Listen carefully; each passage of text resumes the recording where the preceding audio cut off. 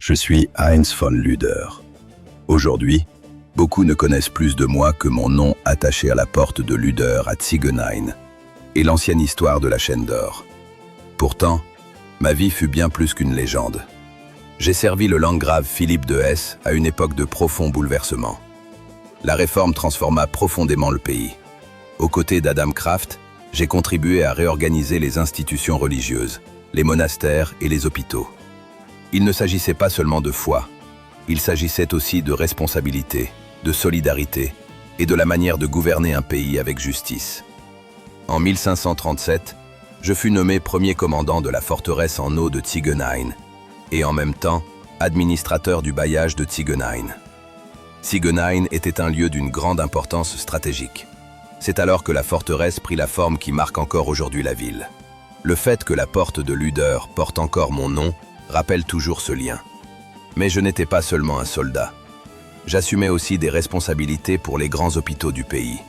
À Haina, il était question des malades, des pauvres, des personnes âgées et de tous ceux qui dépendaient de l'aide des autres. Cela aussi faisait partie de ma mission. Protéger, organiser et soutenir le devoir de secours. On se souvient surtout de moi pour ma fidélité. Après la capture du landgrave Philippe, à la suite de la guerre de Smalkalde, Ziegenhain devait être livré. Mais je tins bon. Plus tard, on raconta l'histoire de la chaîne d'or. Que les faits se soient déroulés exactement ainsi peut rester incertain. Mais une chose est certaine, je suis resté fidèle à mon Seigneur et à mon devoir. Lorsque je mourus en 1559, je fus enterré à Haina. Mon tombeau y rappelle encore aujourd'hui ma vie.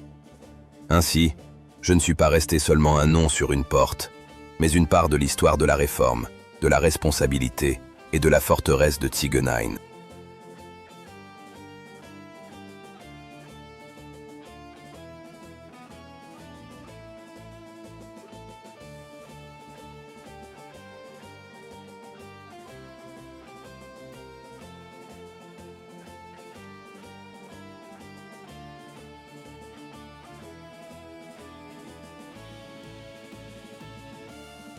Dieses Video wurde mit künstlicher Intelligenz auf Grundlage historischer Recherche erstellt. Eine Produktion von www.geschichte-erzählt.de